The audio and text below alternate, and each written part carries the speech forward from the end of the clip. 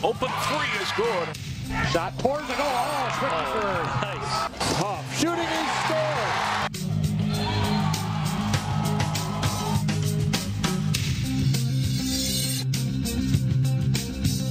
Hello and welcome to Sports Jam. I'm Jay Wilcox. And I'm John Jacobson. We're just about to the end of the winter sports season. Today on the show, state-adapted floor hockey and girls basketball highlights. And in our Sports Jam Spotlight, we'll meet some of the senior leaders for this year's Wayzata boys basketball team. And let's start with boys basketball. Champlin Park and Osseo are no strangers to postseason success.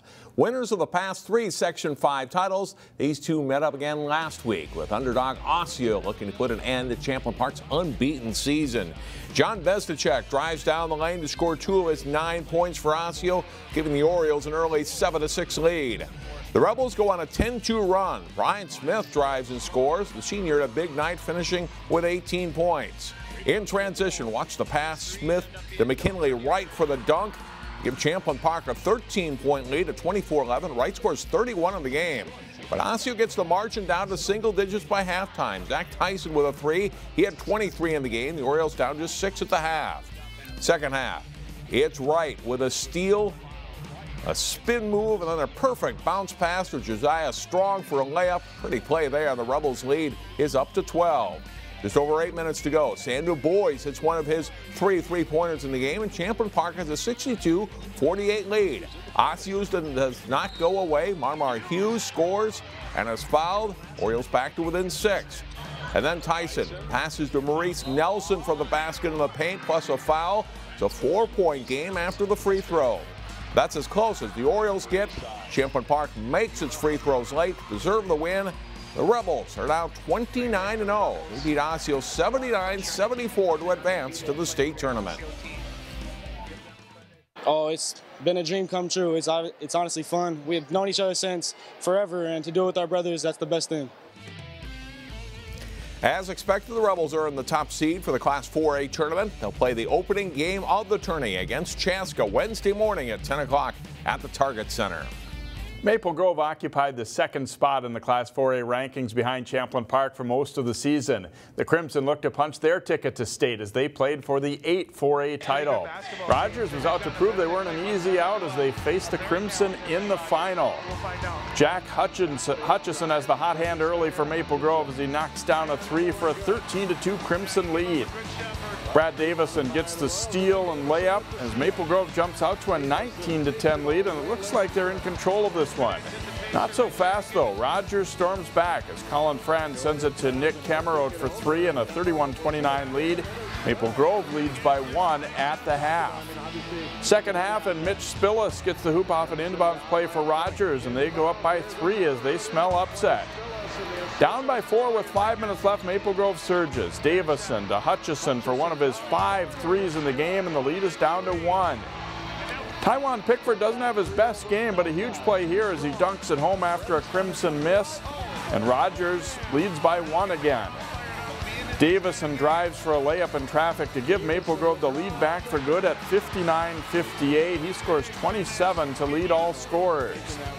And when Rogers is still hoping for a late comeback, Davison makes sure it won't happen, stealing the pass and going in for 2 more. Maple Grove wins 69-64.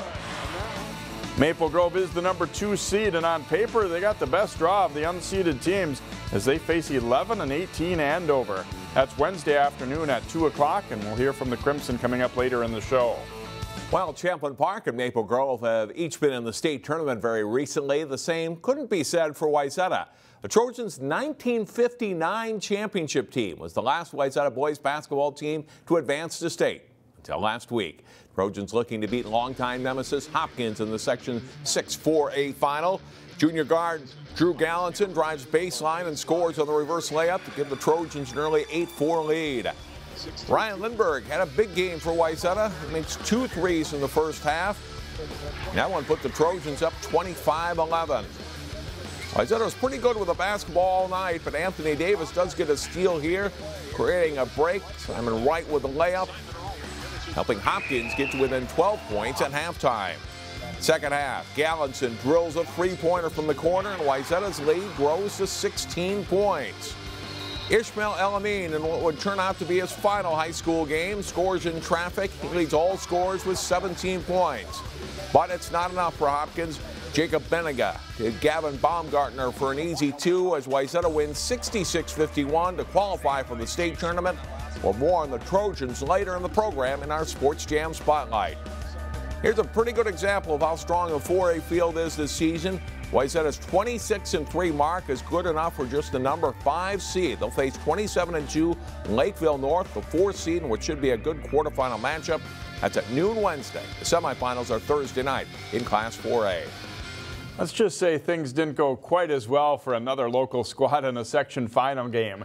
Prairie Seeds Academy meeting Minneapolis North in Section 4A. Jaquan Sanders-Smith hits from long distance for a 15-2 Polars lead. Zion Sanford with a great pass to Odell Wilson the 4th, and the big man finishes for a 26-2 North lead. The Polars running the break, and Marquise Holloman threads the needle to Sanders-Smith for 2 more. North leads 68-14 at halftime. Second half, the loose ball is knocked ahead to Taylor Johnson, and he goes in for the flush. Isaac Johnson buries a long 3 for North. They rout PSA to go back to the state tournament. In Section 5, 2A, Breck also falls 1 game short of the state tournament. The Mustangs lost 74-60 to Annandale in the title game there. I'll go back to those 3A games, Jay. 2 pretty good finals. The Wayzata mostly in control against Hopkins, but Osseo really tested Champlin Park, and Rogers gave Maple Grove a game. Sometimes you think that these games are kind of, you know what's going to happen in them, but it gets a lot tougher in the postseason. You got good coaches who know what to do a little bit against their opponents, too. And I think it was a lot more fun to have a couple of close games than a couple of blowouts in those games. Yeah, it should be a great 4A tournament this week. We're going to take a break. Still to come here on Sports Jam. Highlights from the state girls basketball and adapted floor hockey tournaments. Welcome back to Sports Jam. 3 area teams reached the state girls basketball tournament last week. Maranatha Christian Academy in Class A, and both Park Center and Hopkins return this year in Class 4A. Coach Brian Cosgriff and the top-seeded Royals face Minnetonka in the state quarterfinals.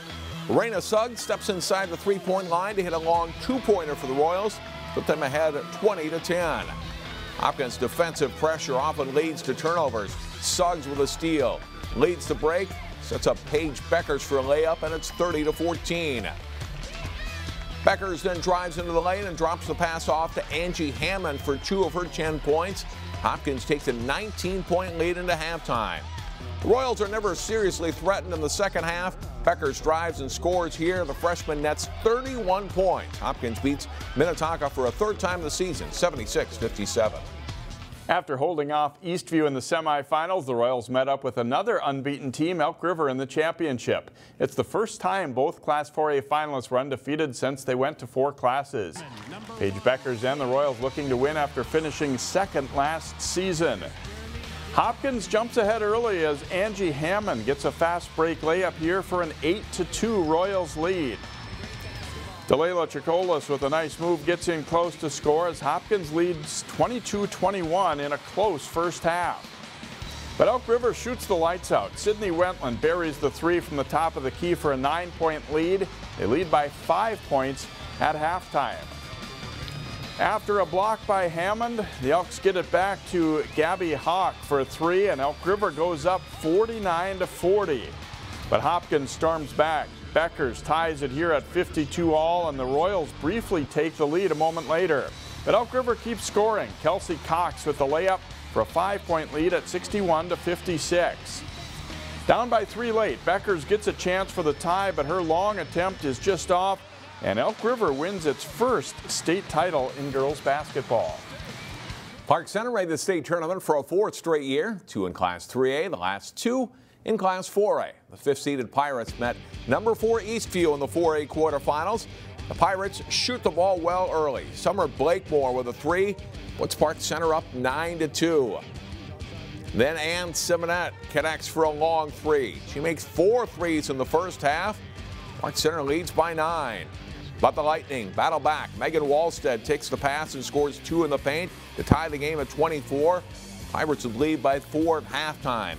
Second half, Michaela Hayes is a big part of the offense. She scores here to get the Pirates back to within 3 after the Lightning had taken the lead in this game. A minute to go in regulation. Park Center down 3. Simonette gets the ball. Nothing but net on a 3 that ties the game at 58 as the teams go to overtime. But Eastview's Macy Guibert gets the first basket of overtime and scores her team's first 7 points in OT. The Lightning win 75-65 to advance to the semifinals. With consolation play back in the state basketball tournaments, the Pirates' journey didn't end after that loss. After beating Minnetonka in the consolation semis, the Pirates took on Andover for the consolation title in 4A. And they're ready from the start. Danielle Schaub gets the return pass and pops a 3 to open the score, and she scores 12 to lead the Pirates. Schaub then drives baseline and swings it out to Simonette, who moves in a little closer for a bank shot here, and an 8-2 Pirates lead. The Pirates get out and run as Kayla Cox feeds Charo Nickens, running hard for the nice layup, and a 12-4 lead for Park Center. Defensively, they get it done too as Simonette rips the ball away and tosses it ahead to Michaela Hayes for 2 as Pirate seniors Hayes, Simonette, and Schaub end their careers with a 55-45 win and consolation championship honors. Strong programs seem to make a habit of reaching the state tournament. Like Park Center and Hopkins, Maranatha Christian Academy has become a regular in the state tourney. The Mustangs meeting Ada Borup in the Class 4A quarterfinals. Ada Borup comes out hot. Elizabeth Berkmeyer across to Mariah McKeever for a 3, and the Cougars go up 6-0. Maranatha battles back. Kylie Post with a clean steal near half court, and she goes in for the layup on her way to a 24-point outing. Macy Smith comes off the bench to nail a long 3 as the Mustangs fight back to within 6 points. Post's pass is nearly stolen, but she sticks with it to find Jacqueline Jarnett. Her layup spins around and drops in to cut Maranatha's deficit to 4 points. Jarnett sends it ahead to Sammy Payne alone for 2. Maranatha wins this one 67-65 in overtime. That put Maranatha into the semifinals against the top seed in Class A. They faced Mountain Iron Buell for a spot in the final. Sammy Payne has the hot hand. Not sure if she called bank here, but it counts for 3. 11-9 Mustangs lead. Payne with a huge game for MCA. Maya Buffetta drives and sets up Allie Negan for the jumper, and the Rangers start to take control. Buffetta beating the clock late in the first half, a running bank shot just in time to give Mountain Iron Buell a 34-24 lead going into halftime. Down by double digits, MCA makes a run. Jacqueline Jarnett gets the steal and layup plus a foul. Mustangs get back to within 9 points. Payne nails 3 of her 31 points as Maranatha cuts the lead to 4. That's as close as they get, but the comeback stalls. Rangers pull away to win 79-65. They lost to Goodhue in the final. And Maranatha fell in the 3rd place game 78-51 to Cromwell Wright. Payne was named to the Class A All-Tournament team. Now to the state adapted floor hockey tournament. After beating a good Owatonna team in the CI Division quarterfinals, Maple Grove fell to eventual champion North Suburban in the semifinals. That put them into the 3rd place game against South Washington County. First period, the Crimson here, Jose Gutierrez Perel. And it's Mohamed Kona for the one-timer in goal. Nice pass here, Farber. And Gutierrez Peralto scoring for a 3-0 Maple Grove lead. Perel scores again in the 3rd period. Maple Grove freshman's net 6 goals. Crimson win at 8-2. In the PI division, the Robbinsdale Hopkins Mound Westonka Robins opened with an overtime win before losing to eventual winner Brainerd Pillager. So they too went for 3rd place, facing Rochester. Second period, Andy Hansen snaps the shot home for a Robins goal, and it's 2-all. A short time later, Sam Rolas wins the faceoff to Vincent Liu, and his shot gets through. The Robins take the lead. In the 3rd period, Hansen's first shot is stopped, but he bangs in the rebound for a 7-4 lead, and that's the final score as the Robins take 3rd place. Anoka Hennepin placed 2nd. So no champions in the area, but nice to end with the win for 3rd place there. Yeah, not bad at all. Take a break here on Sports Jam. Next up, a group of longtime teammates are set to experience their first trip to the state tournament. Wayzata joins Champlin Park and Maple Grove as local teams in this week's State Class 4A Boys Basketball Tournament. In this week's Sports Jam Spotlight, we need a group of guys who helped end the school's long tourney drought. Wayzata's regular rotation of 9 players features 2 sophomores, 1 junior, and 6 seniors. Seniors who are a big reason that the Trojans are in the state tournament and who have helped Coach Brian Schnettler's program establish a culture of winning. I knew it right away when I got here that this group was going to be a hardworking, fun group to be around that was going to probably win a lot of basketball games, and they have done it at every level they've been at. We really have 7 seniors. One of our seniors, Justin Wilk, tore his ACL during football, and it's still been a great leader and captain for us. So it's been an unbelievable group to coach. The 6, Gavin Baumgartner, Mitchell Faust, Ben Gross, Bryce Hempel, Alex Jensen, and Ryan Lindberg feature 3 starters and 3 reserves, and every one of them plays his role. We're all pretty talented players, but then there's like a few of us that really focus on the mentality of we're going to get in there, get every board, and I think that equal balance of skill and effort between everybody has really benefited us. Yeah, for sure. I mean, everybody's super important on our team, and you've been able to tell that by our depth. When we play other teams, they always can't match up with our bench guys or match up with the starter guys, and just because we're such a great group of close-knit friends and stuff, I don't think it makes a difference to any of us whether we start or play the whole game. We just enjoy being a team so much. So it's all led to a 26-3 record and a state tournament berth in a loaded 2017 Class 4A field. The Trojans are focused on more wins, while at the same time enjoying what their section final win means for them, their school, and the community as well. We talk about it every day, just enjoying the little things and just looking back at what we've done. We've just had a great time. Last season, the Trojans were upset by Cooper in the Section 6 semifinals. It was a loss that helped fuel the drive of this state tournament team. Coming into the off-season, we knew we had something to prove. We knew we had to go out there. We knew there was a whole new level our team could reach. We already had the chemistry. We already had all the stuff going for us. And now it's just, are we ready to put the work in the off-season? And then every day at practice. That's one of the biggest things Coach Schnettler's got us to believe in is practice. Every day we come to practice focused, and it shows off in our game. The 3 underclassmen in the rotation, Jacob Benninga, Drew Gallinson, and Luke Paulson, and the rest of the roster are no less important to the Trojan success. But it is the seniors who have led the way. Gavin is the most competitive kid I've ever coached. He just flat out hates to lose. Practice games. Ryan, I think, is the best shooter in the state, but he's developed into a very good defender and a really good overall scorer. Mitch and Alex they don't get enough credit for what they do. They rebound really well, great defense every night. They've really improved as scorers. Bryce and Ben, great energy, really good athletes, really good at getting to the rim and defending multiple positions. In March of 1959, the small farming community of Wayzata celebrated the state basketball championship. Win or lose this week, these Trojans know they have already carved out their own place in Wayzata basketball history. Team on 3. 1, 2, 3, team. As a footnote, that 1959 team had to win 6 postseason games just to get to state. That was back when just 8 teams statewide made the tournament. Wayzata plays Lakeville North in the state 4A quarterfinals Wednesday at noon at Target Center. Jay talks more basketball with the Maple Grove boys when Sports Jam returns. Welcome back to Sports Jam. The Maple Grove boys basketball team is headed back to the state tournament after they take the Section 8 championship over Rogers in a very closely contested game. We're joined by a couple of the guys that helped to get it done. Bubba Horton, tough game against Rogers. They came out, you know, maybe a lot of people didn't know their name, but they came out and played you guys well. But how did it feel to survive and advance, I guess? I mean, a win is always good. You know, that's a really good team over there. They play hard, they play as a unit, and that makes them really tough to beat. I don't think people give them enough credit. But we just had to match that intensity, and we came out in the end. You guys get late in the game. You got pretty much an all-senior lineup playing. Did you guys kind of look around at each other and say, you know what, we don't want it to end here tonight? Yeah, we were actually in a huddle, and Brad called us all together because, you know, of course he did. And he told us, like, boys, this might be our last one. Like, we can't go out like this. And that really lit a fire under us and got us to go out and get the win.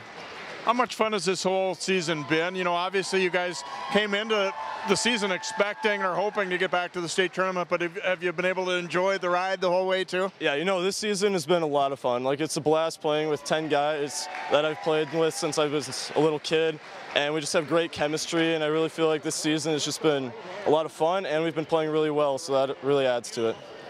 Now, Coach Carlson, the baseball coach, going to have to wait a little bit longer for you to come out and start getting ready for the baseball season, right? Yeah, he is. We talked about it. He's cool with it. Congratulations on a good performance here, and have fun in that state tournament. Thank you very much. And Jack Hutchison coming up with some clutch shots here tonight. I thought your 3 from the corner here that made it a 1-point game was as big as any tonight. You know, talk about that shot and just your overall performance here tonight. Yeah, played well. Our whole team played well. Like Bubba said, faced a lot of adversity. You know, they're a great team and really gave us some challenges. My shot, you know, you see the first couple go in, opens up the basket a little bit, opens up your eyes, and, you know, it felt good tonight. My teammates put me in good positions to get open and get open looks, so I was able to, fortunate enough to make some. Obviously, you would have, rather had a more comfortable win, but do you think this kind of was a good gut check for this team too, to know that you didn't panic down the stretch, you didn't start pointing fingers, that you just kind of rolled up your sleeves and went to work? Right, for sure, yeah. It was back and forth the whole game, a lot of adversity, and yeah, I think we have a good group. Very experienced, 10 seniors playing out there on the court, so we know each other, and when the student section of the other team and the crowd gets loud and they're going on a run, we can take a deep breath, talk it over, and finish down the stretch. Obviously, some of the section finals haven't been played yet as we speak here after this one, but you guys would come in as a high seed, certainly, I would think, in the state tournament, and kind of one of the teams that has a shot at winning it. How does that feel to know that, you got that possibility in the week ahead? Yeah, it's great. It's great. We're focusing on the next day, so that'll be practice tomorrow, and then we get to our first state game. Not sure who it's against yet. We'll be more than ready to go out there, and we're eager to get back into the state tournament, so it's a blessing. Yeah, you guys went last year, and the first round didn't go the way you wanted against a good Lakeville North team, but what did you guys learn from that you can maybe take into the 2017 tournament? Yeah, we learned a lot. Same group returning, most of it, same group returning, and yeah, it's a lot. That atmosphere is a lot different playing in the target center with the depth perception behind the hoop. It's a really different atmosphere, and last year was good for us. Obviously, we didn't come out on top, and we were disappointed about that, but to come back this year, which was our goal, we feel more comfortable, and we're just ready to get back out there and prove ourselves. Good luck in the tournament, Jack, and thanks for joining us. Thank you, appreciate it. Jack Hutchison, one of the sharpshooters for Maple Grove, helping them to the Section 8 championship over Rogers. We'll be back to wrap up Sports Jam, but first it's a look at our plays of the week. Maybe put yourself.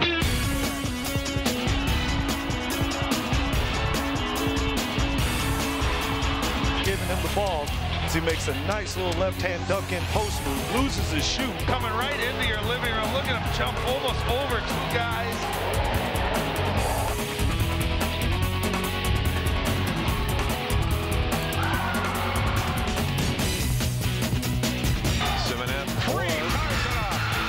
They look to push it. Ahead to Theo John with the dunk.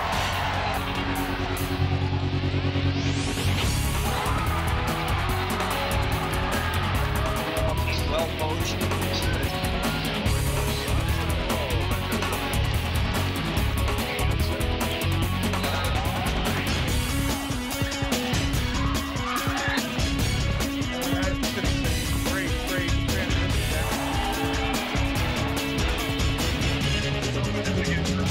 Champlin Park wins Section 5 for 2017.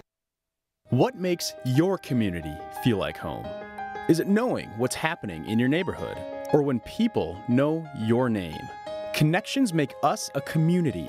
For more than 30 years, Northwest Community Television has connected citizens, neighbors, even sports fans through video. As life gets busier than ever, we will still offer you a connected community experience through CCX Media, so you can stay connected to the place you call home. Get some great home ideas and tips at the Plymouth Home Expo on April 7th and 8th at the Plymouth Creek Center. Find out more at ccxmedia.org under Cities and in the Community. That will do it for this week's show. Next week, a State Boys basketball recap, plus our all-area teams in boys and girls basketball and hockey. See you next time.